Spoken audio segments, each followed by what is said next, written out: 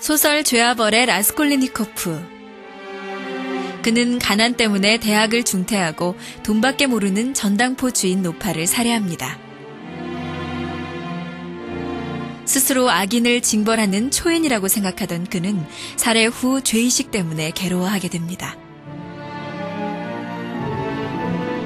처음에 라스콜리니코프는 주인 노파를 살해하는 극단적인 선택을 했는데 현상적으로 악한 노파를 살해함으로써 선한 결과를 가지고 올 것으로 생각했지만 그 결과는 본인이 부정했던 죄악의 일부가 되어 영원한 죄의식 속에 살게 되는 것이었습니다.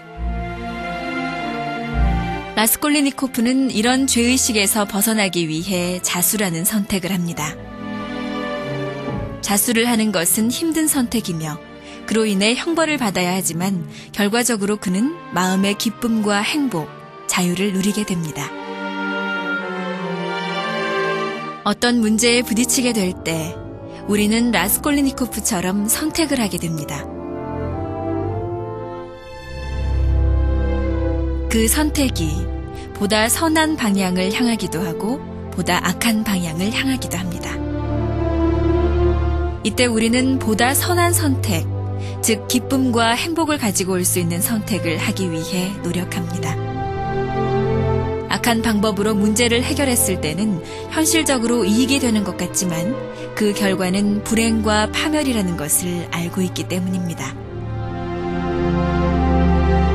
이것은 인류가 역사적 경험을 통해 깨달은 진리이기 때문입니다. 어떤 부모나 스승도 악을 가르치지는 않습니다. 다들 양심을 따라 선을 베풀며 살 것을 가르칩니다. 그러나 때때로 우리는 갈등합니다. 무엇이 선이고 무엇이 악인지 알 수 없어 고통스럽기도 합니다. 사람들은 말합니다. 골치 아픈 생각하지 마. 세상에는 절대 선도 절대 악도 없다. 적당히 즐기면서 살면 되는 것이야 라고 말입니다.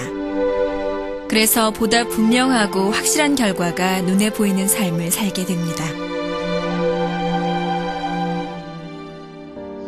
우리 사회에서는 연예인의 이딴 자살이 충격을 주었습니다. 행복하게만 보이던 유명 연예인들이 정신적 스트레스를 극복하지 못하고 자살이라는 극단적인 선택을 했습니다. 더 큰 집, 더 큰 차, 조금 더 편안한 생활. 그러나 그러한 안락함이 영원한 기쁨과 행복을 가져오는 것은 아닙니다.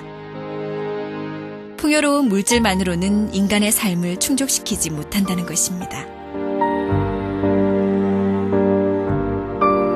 사람은 선을 실천함으로써 삶의 의미와 목적을 찾게 됩니다. 선은 자신을 위한 것이 아닌 희생을 통해 남을 위하는 행위를 말합니다. 그래서 우리는 선의 실천을 통해 정신적인 풍요를 찾으려고 노력합니다. 그중 종교활동은 뜻을 같이 하는 사람들이 공동체를 이루며 좀 더 체계적인 선을 배우고 실천하는 삶의 의식입니다.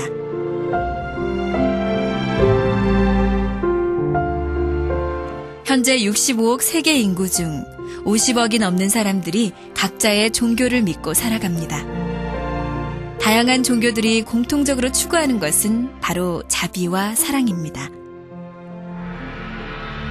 그러나 우리는 마음속에서 선과 악이 싸우는 갈등을 느끼며 살아가는 사람들이 많다는 것을 부정하지 못할 것입니다. 아직도 중동에서는 서로 죽고 죽이는 전쟁이 끊이지 않고 아프리카에서는 굶어 죽는 어린 생명이 끊이지 않고 있습니다.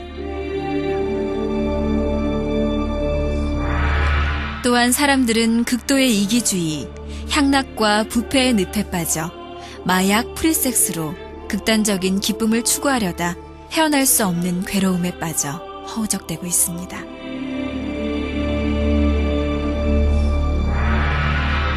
선하게 살아야 한다는 것을 알면서도 악한 유혹에 끌리는 모순된 상태.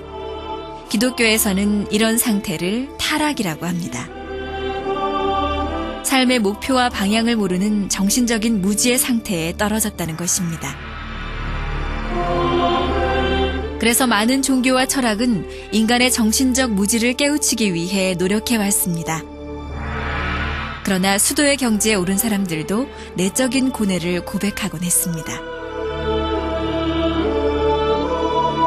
아무리 믿음의 생활에 정진해도 내적으로 또 다른 유혹이 내 마음속에서 갈등을 일으킨다는 솔직한 고백이었습니다.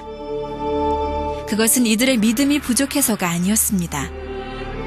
악의 근본된 원인을 명확하고 정확하게 알지 못했기 때문입니다.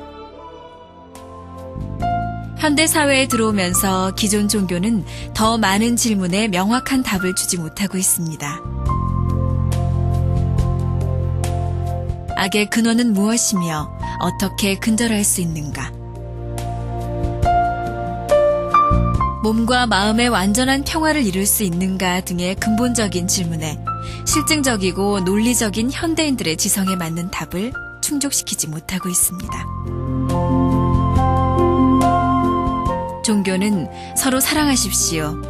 우리는 믿음을 통해 하나 될 수 있습니다 등의 과학적 논리를 상실한 신앙만을 강조하고 있는 것이 지금의 현실입니다.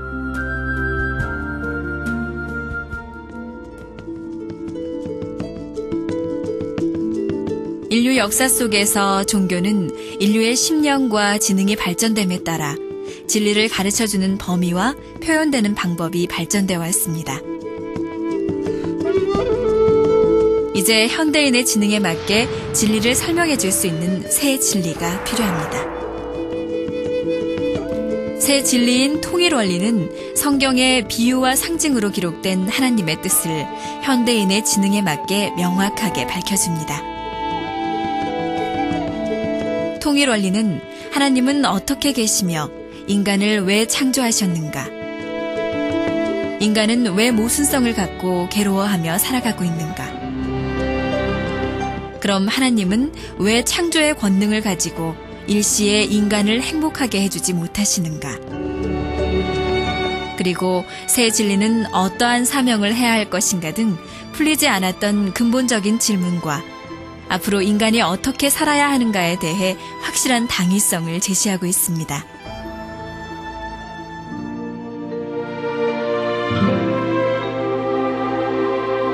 또한 신학계에서 논쟁이 되어 왔던 삼위일체, 예수님의 재림과 구원, 종말 등의 문제에 대해서도 명쾌한 대답을 제시하여 성서 해석의 차이로 인해 일어난 교파 분열을 극복하고 종교 간의 화해와 일치를 이룰 수 있는 통일의 진리이기도 합니다.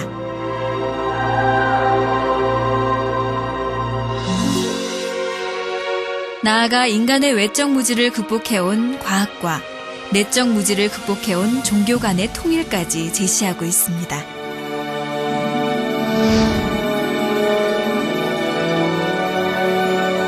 이제 통일 원리와 함께 하나님의 뜻을 알고 원리를 실천하는 생활을 통해 마음의 평화, 가정의 평화를 얻고 나아가 평화 세계를 누리는 새로운 삶을 얻으시길 바랍니다.